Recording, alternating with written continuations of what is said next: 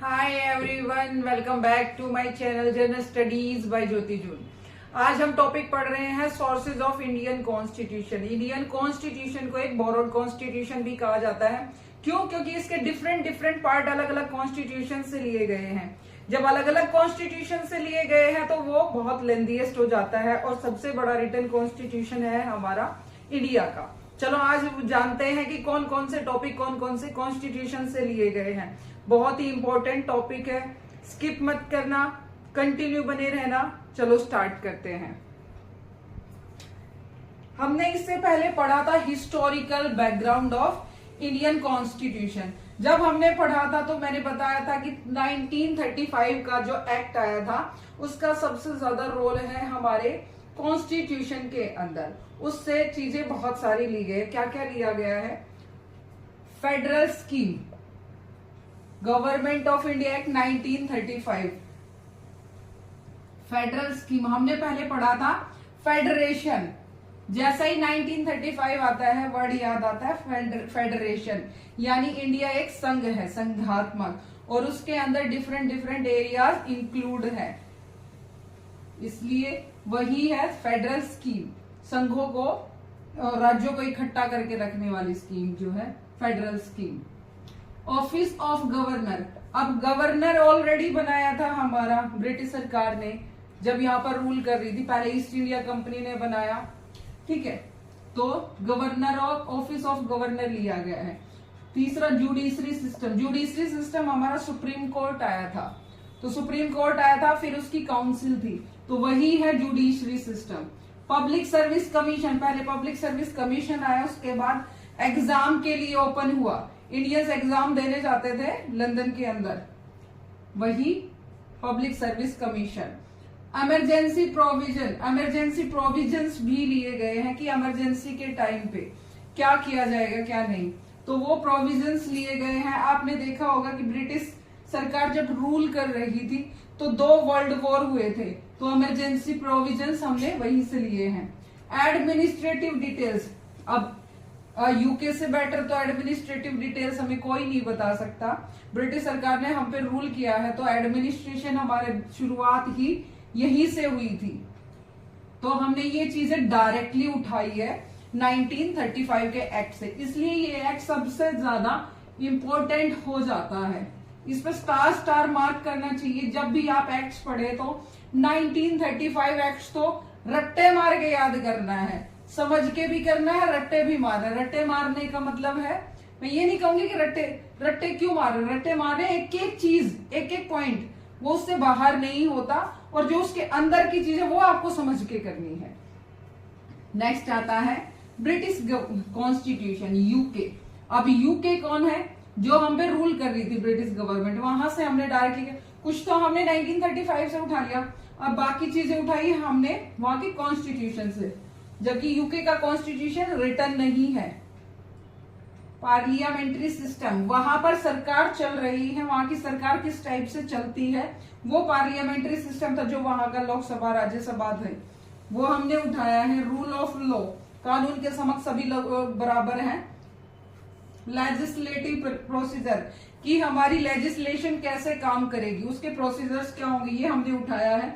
Single citizenship, single citizenship क्या है कि हमारा इंडिया का हमें सिटीजनशिप एक ही है, हमारा एक ही राशन कार्ड है, राशन कार्ड हम कहीं भी दिखाए चल जाता है, आधार कार्ड है उसी आधार कार्ड पे। हमारा ऐसा नहीं है कि सेंटर का हमारा अलग से कार्ड बना हुआ है और स्टेट का अलग से बना हुआ है, ऐसा नहीं है, हमारे पास सिंगल सिटीजनशिप है। बाइकैमरलिज्म, बाइकैमरल यानी कि हमारी सेंटर की सरकार अलग है और स्टेट की सरकार अलग है।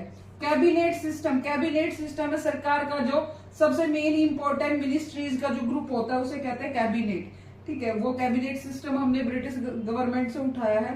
प्रोरोगेटिव रिट्स, ये रिट्स है जो सुप्रीम कोर्ट जारी करता है, तो ये रिट्स हमने कहां से उठाई है? यूके से। तो ये जो इंपॉर्टेंट चीजें हैं, अगर आपको याद रखना है तो 1935 तो याद रखना ही पड़ेगा। उसी के साथ जो पार्लियामेंट्री सिस्टम है, आपको पता है ये उस टाइम में भी आया था, तो यूके से उठा है। पार्लियामेंट्री सिस्टम है सारा का सारा parliamentary system, parliamentary system, rule of law, ये भी legislative procedure, single citizenship, bicameralism, तो जो भी पार्लियामेंट्री से सिस्टम से संबंधित है वो सारा का सारा उठाया गया है यूके से। अब बात आ जाती है यूएसए की। यूएसए से लिए हैं हमने फंडामेंटल राइट्स। फंडामेंटल राइट्स जो हमारे इक्वालिटी का है, हमारा जस्टिस का है, सेकुलरिज्म, तो ये सारी चीजें हमारे फंडामेंटल राइट्स आगे हम पढ़ेंगे। 6 राइट्स है ना हमारे, वो हम पढ़ेंगे। Independency of judiciary. जुडिशरी एक थर्ड पिलर है हमारे कॉन्स्टिट्यूशन का, जो पैरेलल चलता है गवर्नमेंट के, और जो गवर्नमेंट जिसके लिए आंसरेबल है, डिक्टेट करता है कॉन्स्टिट्यूशन को, तो जुडिशरी इंडिपेंडेंट है, उसमें सरकार का कोई रोल नहीं है। Judicial review. जुडिशियल रिव्यू है, सरकार कोई भी रूल बनाती है, लॉ बनाती है, तो उसे लागू करने से पहले वो रिव्यू के लिए जाता है और उसे रिव्यू करती है judiciary. Impeachment of the president. अगर प्रेसिडेंट को हटाना हो तो क्या प्रोसीजर होगा, वो लिया है प्रेसिडेंट का यूएसए से। Removal of supreme court. तो जितने भी हाई अथॉरिटीज, हायर काम है, सारे के सारे हमने लिए हैं यूएसए से। Removal of supreme court, high power है, हाई कोर्ट जजेस, ये भी removal. Vice president. Vice president as ex officio chairman. इसका मतलब क्या है कि जो हमारा वाइस प्रेसिडेंट है उसकी पोस्ट है वाइस प्रेसिडेंट, लेकिन वो हर टाइम तो काम नहीं करता क्योंकि प्रेसिडेंट अवेलेबल है। वो काम तभी करता है जब प्रेसिडेंट नहीं होता। तो उसे एक नया काम और दे रखा है कि राज्यसभा का चेयरमैन बना दिया है उसे। तो वो उसकी 2 पोस्ट होती है, एक वाइस प्रेसिडेंट की, दूसरे राज्यसभा के चेयरमैन की। तो ये कंसेप्ट उठाया हमने यूएसए से। Preamble with objectives liberty, equality and justice.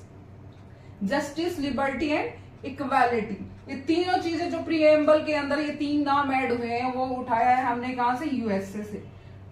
ठीक है, तो ये जितनी भी बड़ी चीजें हैं, जब बात आ जाएगी जस्टिस, लिबर्टी, इक्वालिटी की, राइट्स आ गए हैं। जस्टिस, इंडिपेंडेंसी ऑफ जुडिशरी, ये भी जस्टिस दे रहा है। जुडिशियल रिव्यू, तो जस्टिस की बात जहां पर भी है, इम्पीचमेंट, तो ये हमारा जस्टिस एक लोकल लैंग्वेज में बोल दे कि याद करने का तरीका, जस्टिस कहां से उठाया हमने, यूएसए से। वरना याद नहीं रहते, एक एक वर्ड, एक एक लाइन, कहीं से भी क्वेश्चन बनता है कि ये removal of supreme court and high court कहां से लिया गया है, कहां की कौन सी, तो उस टाइम याद नहीं होगा, दिमाग में नहीं आएगा। लेकिन एक शॉर्ट फॉर्म में बता रही हूँ लॉजिक, कि अगर गवर्नमेंट ऑफ इंडिया एक्ट तो आपको याद करना पड़ेगा। अगर पार्लियामेंट की बात आ रही है, पार्लियामेंट का फिर भी तुक्का भी मारोगे तो भी लगाना कहाँ का, यूके का। पार्लियामेंट्री उठाया हमने यूके से, तुक्का नहीं, एग्जैक्ट भी याद रखो इन्हें। अगर बाई चांस ऐसा है एग्जैक्ट याद नहीं है तो आप सीधा कि पार्लियामेंट्री से रिलेटेड है तो हमारा कहां से होगा, यूके से। अगर जस्टिस से रिलेटेड है तो हमारा कहां से है, यूएसए से। आयरिश कॉन्स्टिट्यूशन, आयरिश से क्या लिया है, directive principle of state policies, DSPs, DPSP, directive principles हमारे लिए आयरिश कॉन्स्टिट्यूशन से। Method of presidential election, president का रिमूवल लिया है हमने यूएसए से, लेकिन जब उसका इलेक्शन होगा वो हमने लिया है आयरिश से। नॉमिनेशन ऑफ राज्यसभा, कि जो राज्यसभा है हम जो इलेक्ट करते हैं, जिनके एमपीज को हम इलेक्ट करते हैं वो लोकसभा के होते हैं, राज्यसभा के एमपीज को हम कभी भी इलेक्ट नहीं करते, वो नॉमिनेट होते हैं। जो हम इलेक्शंस में जिनको करते हैं उन्हीं में से होते हैं, लेकिन वो नॉमिनेटेड होते हैं। जो बच जाते हैं उनमें से भी नॉमिनेट कर सकते हैं और अलग से भी नॉमिनेट कर सकते हैं। तो नॉमिनेटेड होते हैं राज्यसभा के एमपीज, वो हमने लिया है आयरिश से। आगे पढ़ते हैं, ये सारी चीजें याद करने वाली है।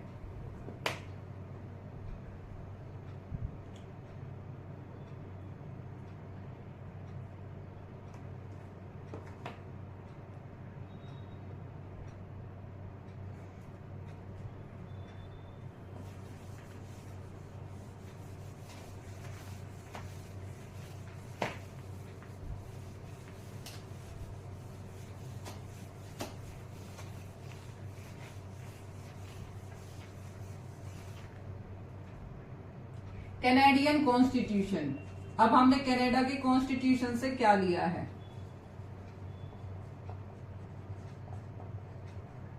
ज्यादा पार्ट तो हम ले चुके हैं, 4 कॉन्स्टिट्यूशन हमने सबसे ज्यादा उठाए, अब थोड़ा बहुत है वो हम लिख लेते हैं।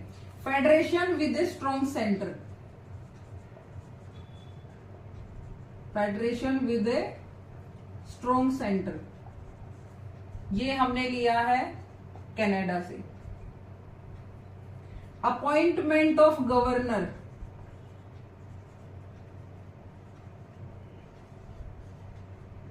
अब ये सोचोगे कि 1935 में जाना चाहिए, लेकिन गवर्नर का कंसेप्ट कहां से है कि अपॉइंट करना है, वो कहां से, कौन अपॉइंट करेगा उसे, सेंटर से। गवर्नर का को बिठाने वाला काम तो है, लेकिन किसने किया है अपॉइंट, सेंटर करेगा। ये टॉपिक हमने उठाया है कहां से, कनाडा से। Advisory judiciary,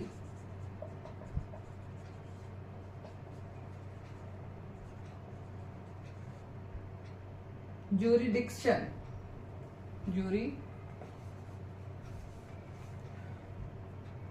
jurisdiction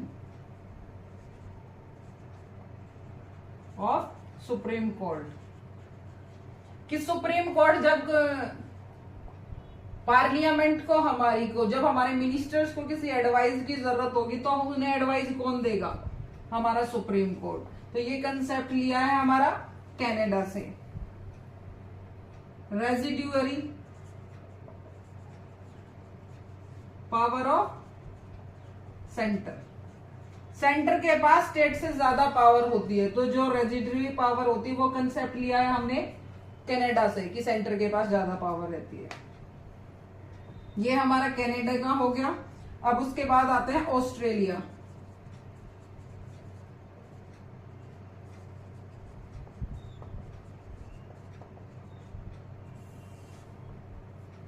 concurrent list, concurrent list का मतलब है कि वो लिस्ट जिस पर दोनों ही काम करते हैं, जिस पर सेंटर भी काम करता है और जिस पर स्टेट भी काम करता है।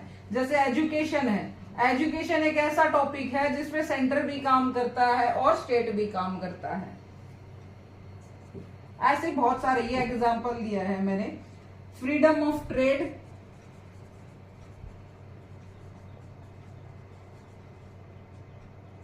कॉमर्स एंड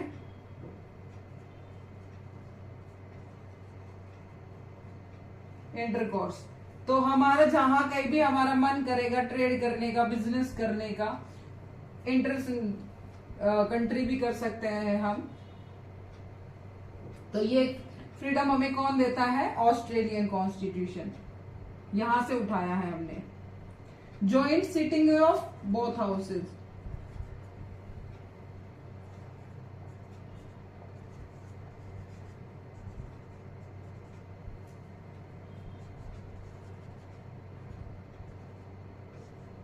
अब पार्लियामेंट है, पार्लियामेंट के दो हाउसेस होते हैं, एक लोअर हाउस एक अपर हाउस। लोअर हाउस होता है लोकसभा, अपर हाउस होता है राज्यसभा।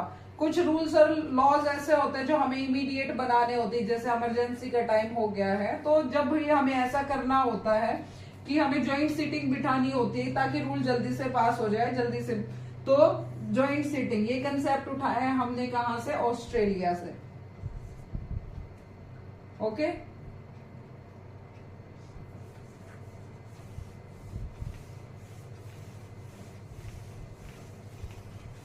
इसमें सब कुछ याद करने का, ज्यादा समझने का कुछ नहीं है इस टॉपिक के अंदर। फिर भी थोड़ा बहुत समझा देती हूँ कि ये इसका मतलब क्या है, लेकिन ये सिर्फ याद करना है। वन लाइनर क्वेश्चन आता है, ज्यादा डीप क्वेश्चन आते नहीं है इसके, सीधा वन लाइनर क्वेश्चन आएगा कि ये वाला टॉपिक कहां से लिया गया है। Weimar constitution, Germany. अब जर्मनी के वीमर कॉन्स्टिट्यूशन की बात की जाए तो जर्मनी का एक वीमर कॉन्स्टिट्यूशन, जो कि हिटलर के टाइम से पहले जो कॉन्स्टिट्यूशन था उसे वीमर कॉन्स्टिट्यूशन कहते हैं। तो वहां से भी हमने कुछ चीजें ली हैं, जैसे कि अब हिटलर क्या ही दे सकता था हमें, सस्पेंशन ऑफ फंडामेंटल राइट्स,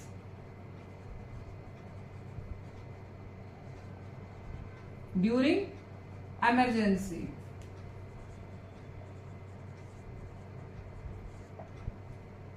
अब ये सोच के देखो कि ये वहीं से क्यों मिला, क्योंकि जो हिटलर था हिटलर के तो जब लड़ाई झगड़ा हो गया था, वॉर शुरू हुआ था, तब उसमें उसके तो सरकारी काम नहीं कर रही थी। हिटलर खुद ही नाजीवाद था, वो डिक्टेटरशिप चल रही थी उसकी।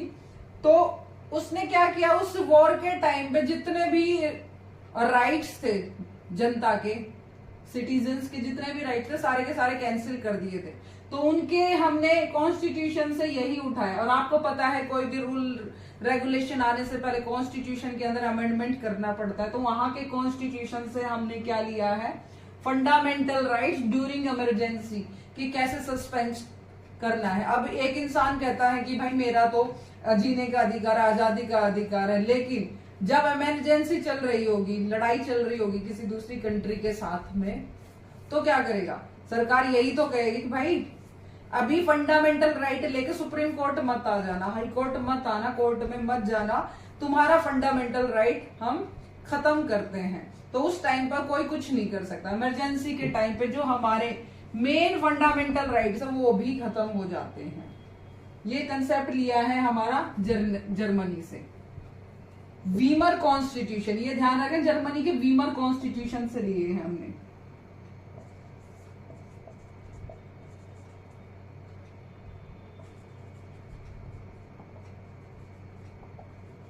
Soviet constitution. अब सोवियत की बात आती है तो यूएसएसआर, ठीक है, यूएसएसआर जो कि अब रसिया है। तो हमने ये यूएसएसआर के कॉन्स्टिट्यूशन से लिया है फंडामेंटल ड्यूटीज,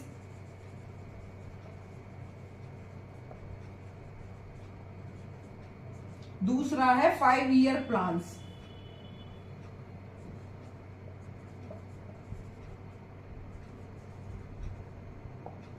हमारी सरकार 5 साल के लिए आती है और हर 5 साल का एक एजेंडा तैयार करती है कि हम 5 साल में क्या करेंगे। तो वो है 5 ईयर प्लान। ये हमने लिया है कहां से? सोवियत, यूएसएसआर से। फंडामेंटल ड्यूटीज की हमारी अपनी जनता की भी क्या रिस्पॉन्सिबिलिटीज बनती है अपनी कंट्री के लिए, तो ये फंडामेंटल ड्यूटीज है। तो समाजवादी था ना वहां पे, सोशलिस्ट, यूएसएसआर उस टाइम पे सोशलिस्ट स्टार्ट हुआ था। तो उस टाइम पे अब वो क्या करेंगे, सोशलिस्ट इंसान क्या करेगा कि सारे के सारे मिलके इकट्ठे अपनी कंट्री के फायदे के लिए काम करते हैं, सारे के सारे भाईचारा निभाते हैं कि हमारी कंट्री अब लॉस में चली गई तो हमें उससे ऊपर उठना है।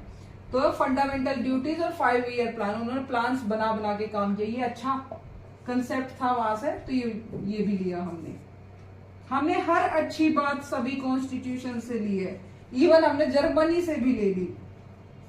तो ये देखो कि हमारे कॉन्स्टिट्यूशन बनाने वाले कितने ज्यादा समझदार थे। आइडियल्स ऑफ लिबर्टी,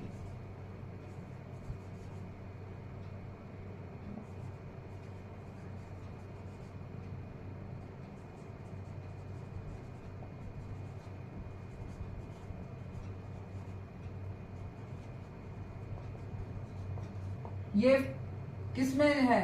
प्रियम्बल के अंदर। प्रियम्बल के अंदर ideals of liberty, equality and fraternity. Fraternity एक तो नया वर्ड है, लिबर्टी और इक्वालिटी तो हमने यूएसए से भी ली थी, लेकिन जो लिबर्टी और इक्वालिटी है वहां से हमने नेम लिए थे और यहां से हमने लिए इसके आइडियल्स की क्या होना चाहिए।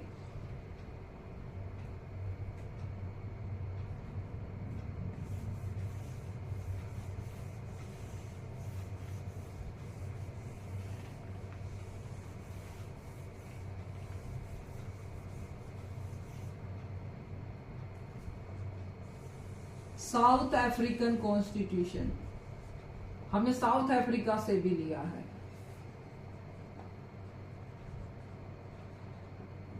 इन सबके पास कॉन्स्टिट्यूशन ऑलरेडी था, हमारे पास ही नहीं था, हम तो राजा महाराजाओं के रूल में चल रहे थे। Procedure for amendments of constitution,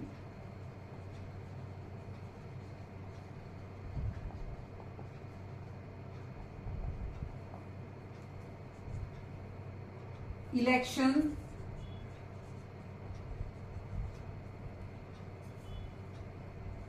of Rajya Sabha,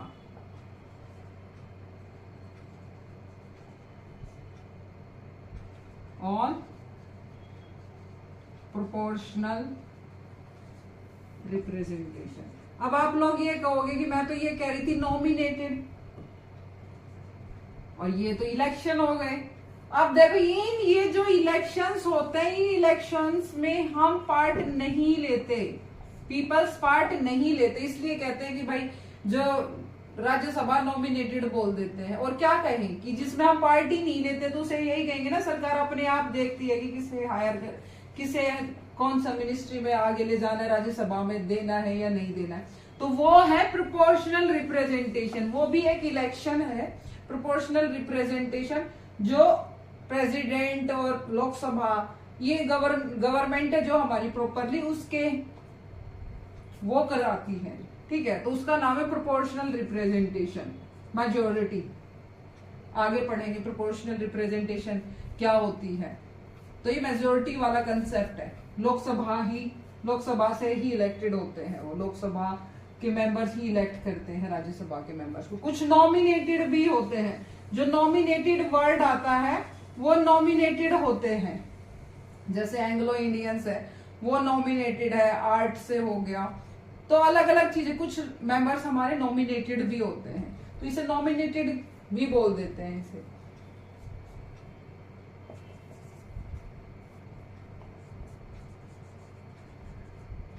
वो इसलिए बोल देते हैं कि वो हमारा कोई रोल नहीं है उसके इलेक्शन में, राज्यसभा के इलेक्शन में जो भी रोल है लोकसभा का है। जापानीज से हमने लिया है प्रोसीजर एस्टैब्लिश बाय लॉ, कि लॉ कैसे इस्टेब्लिश होगा, उसका प्रोसीजर क्या है, वो हमने लिया है जापानीज कॉन्स्टिट्यूशन से। तो अब हमने देखा कि हमने 10 कंट्रीज थी, 10 कंट्रीज के कॉन्स्टिट्यूशन को हमने पढ़ा पहले, और भी पढ़े होंगे, और में से जो अच्छा नहीं लगा वो हमने नहीं लिया होगा, जो हमें अच्छे अच्छे पार्ट लगे हैं वो हमने लिए हैं।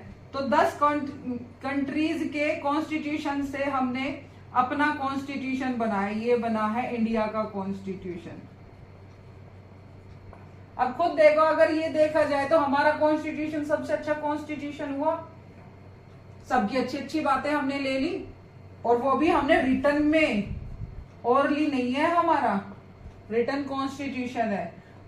तो ये सबसे बड़ा कॉन्स्टिट्यूशन हो जाता है इंडिया का, और सबसे अच्छा कॉन्स्टिट्यूशन भी हो जाता है, क्योंकि सारी अच्छी अच्छी चीजें हमने ले ली है। आज का टॉपिक आज यहीं पे खत्म करते हैं। ये वाला अच्छे से आप लोग याद कर लेना, एक एक लाइन याद करनी है, ठीक है। बाकी क्वेश्चन तो 1 लाइनर आते हैं, एक ही क्वेश्चन आता है, लेकिन फिर भी ये बहुत इंपॉर्टेंट है क्योंकि डायरेक्टली क्वेश्चन आता है, इसमें समझने जैसा कुछ भी नहीं है। डायरेक्टली क्वेश्चंस आते हैं और हर पेपर में आता है, क्योंकि प्रीएम्बल का पार्ट है, कॉन्स्टिट्यूशन का पार्ट है, तो ये टॉपिक आता है। हिस्ट्री में भी आता है, हिस्ट्री भी कह सकते हैं इसे, पॉलिटी भी कह सकते हैं, तो ये टॉपिक आता है। तो आज का यही खत्म करते हैं, ठीक है। Thank you.